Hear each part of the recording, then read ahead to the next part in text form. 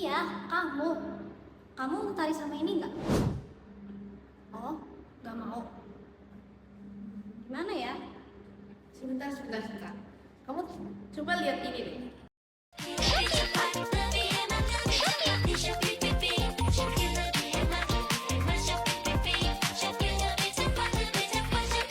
Lebih hemat, lebih cepat. Wah, kayaknya menarik Kak. Ada promonya nggak? Loh, kok malah tariknya sama itu? Kamu tahu teknik persuasi konsumen nggak? Apa tuh?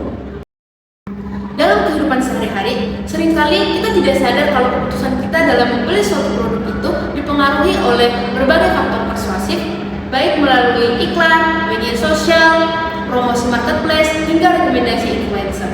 Oleh karena itu, persuasi menjadi konsep penting dalam perilaku konsumen karena menjelaskan bagaimana perusahaan atau pemasar berusaha mengaruhi sikap, preferensi, dan keputusan dari konsumen. Kita bakalan bahas konsep persuading consumer berdasarkan teori perilaku konsumen, khususnya dari buku Behavior karya Leon G. Schiffman dan Joy Westenberg. Kemudian mengaitkannya dengan observasi nyata dalam kehidupan sehari-hari. Sebelum mulai, kita kupas dulu nih, kira-kira apa ya persuasi konsumen itu? Secara definisi, Schiffman dan Westenberg menyatakan bahwa persuasi konsumen adalah upaya komunikasi yang dilakukan pemasar untuk memengaruhi sikap, keyakinan, dan perilaku konsumen agar menerima pesan dan akhirnya melakukan tindakan pembelian. Nah, karena kita mau memengaruhi seseorang, nggak mungkin kita diam aja kan? Oleh karena itu, penting bagi kita untuk mengetahui proses komunikasi agar bisa melakukan persuasi yang efektif. Konsep utama komunikasi terdiri dari pengirim pesan, pesan itu sendiri, media, penerima pesan, serta umpan balik atau feedback. Keberhasilan persuasi sangat bergantung pada bagaimana pesan tersebut disampaikan agar dapat dipahami oleh konsumen. Saat memilih sumber atau komunikator pesan, ada beberapa hal penting yang harus diperhatikan, seperti kredibilitas, daya tarik, dan juga keahlian. Konsumen cenderung lebih mudah dipersuasi oleh sumber yang dianggap terpercaya atau kredibel, serta relevan. Rumus kredibilitas adalah keahlian tambah kejujuran tambah dapat dipercaya. Misalnya, kamu lebih tertarik untuk beli produk beauty yang aku rekomendasikan atau yang direkomendasikan oleh Kylie Jenner? Mungkin bisa dibilang kalau kamu akan lebih percaya rekomendasi Kylie Jenner kan? Kalau komunikator sudah dipilih, kita juga harus membangun pesan yang persuasif. Kita bisa menggunakan beberapa namanya persuasive appeals. Misalnya dengan membandingkan brand yang kita miliki dengan brand kompetitor. Mungkin sedikit kontroversial ya, karena dianggap menjatuhkan. Tapi riset menurut Jane 2007 menunjukkan bahwa framing positif itu bisa menghasilkan evaluasi yang positif terhadap brand yang diiklankan, tetapi tidak mempengaruhi evaluasi dari brand yang dibandingkan. Selain itu, kita juga bisa menggunakan emosi-emosi yang kita rasakan sehari-hari, misalnya dengan ketakutan atau dengan humor. Apabila iklan kita menghasilkan emosi yang kuat, orang-orang akan lebih tertarik untuk berhenti dan memperhatikannya. Selanjutnya, relasi konsumen juga berkaitan dengan elaborated language model atau LM yang menjelaskan bagaimana konsumen pesan preventif melalui dua jalur, yaitu cinta root dan perilaku. Jalur cinta root terjadi ketika konsumen sangat terlibat dan mengkonsep pesan secara mendalam, misalnya dengan mempertimbangkan kualitas produk, harga, dan manfaat istilah kata konsumen yang mengganti perilaku rasional, sedangkan perilaku terjadi ketika konsumen kurang terlibat dan lebih dipengaruhi oleh isyarat sederhana seperti ditampilkan visual, popularitas merek, atau ideologi selebritas. Model ini penting karena menunjukkan bahwa tidak semua konsumen bisa diintervensi dengan cara yang sama. Strategis relasi harus disesuaikan dengan tingkat keberlanjutan dan inovasi dari konsumen. Oke, pesannya sudah diisi, sumbernya sudah ditulis. Sekarang yang pertama ya, kayaknya aku harus tetap bermasker sebentar ya.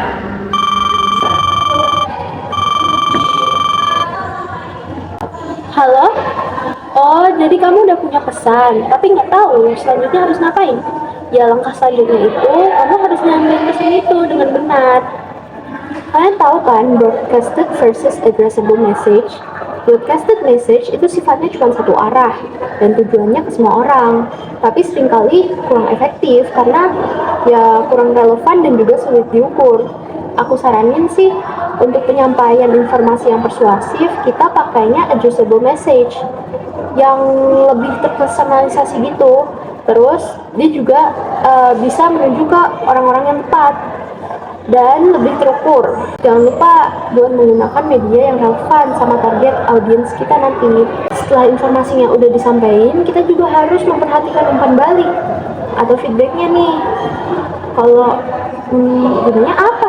Lah, gunanya ya supaya kita bisa tahu bahwa pesan kita itu udah diterima, udah dipahami, atau berhasil lah buat mengubah perilaku atau mempengaruhi mereka.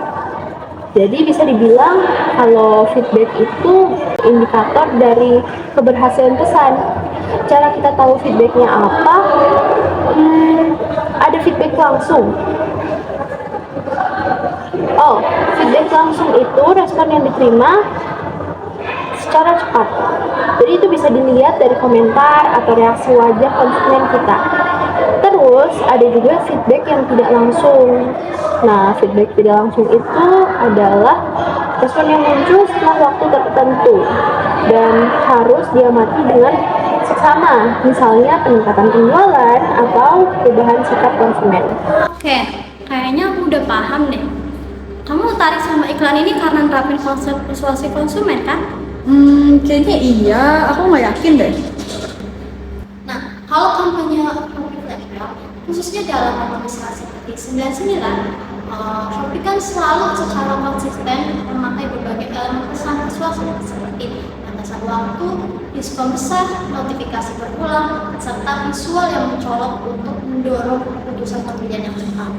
Contohnya itu tulisan-tulisan gratis pembelian rupiah, voucher 99% setiap hari, cicilan 0% semua produk. Nah, pesan-pesan persuasif ini menciptakan keinginan untuk membeli dan kesan bahwa aplikasi mereka ini memiliki promo terbaik. Nah, kalau dikaitkan dengan teori persuasi konsumen dari Skipman and Smith, strategi ini menunjukkan bahwa pemasar yaitu Shopee memanfaatkan karakteristik pesan untuk mempengaruhi sikap dan perilaku konsumen. Dalam konteks ELM, mayoritas konsumen memproses pesan kampanye 99 melalui perilaku. Konsumen tidak melakukan evaluasi mendalam terhadap kualitas produk, melainkan lebih dipengaruhi oleh syarat sederhana seperti diskon besar, hitung mundur waktu, serta jumlah pembeli yang ditampilkan di layar. Selain itu, Shopee juga memanfaatkan sumber pesan yang kredibel seperti brand ambassador, selebritas, dan influencer yang meningkatkan kepercayaan konsumen terhadap pesan promosi. Nah, dalam hal ini, mereka bekerja sama dengan Korea Selatan. Hal ini sejalan dengan teori bahwa kredibilitas dan daya tarik sumber dapat meningkatkan efektivitas persuasi, terutama ketika keterlibatan konsumen. Penelitian lain dalam pemasaran juga menunjukkan bahwa strategi kelangkaan dan agensi serta signifikan meningkatkan impulsif buying di platform e-commerce. Jadi bisa dibilang kampanye 99 Shopee menjadi contoh nyata bagaimana teori persuasi bekerja secara efektif dalam perilaku konsumen digital. Nah, kesimpulannya, pemahaman terhadap konsep persuasi konsumen sangat penting bagi pemasar untuk merancang strategi komunikasi yang efektif, khususnya itu di era digital. Namun, di sisi lain, konsumen juga perlu memiliki kesadaran kritis agar tidak mudah terdorong oleh pesan persuasif yang memicu keputusan pembelian impulsif.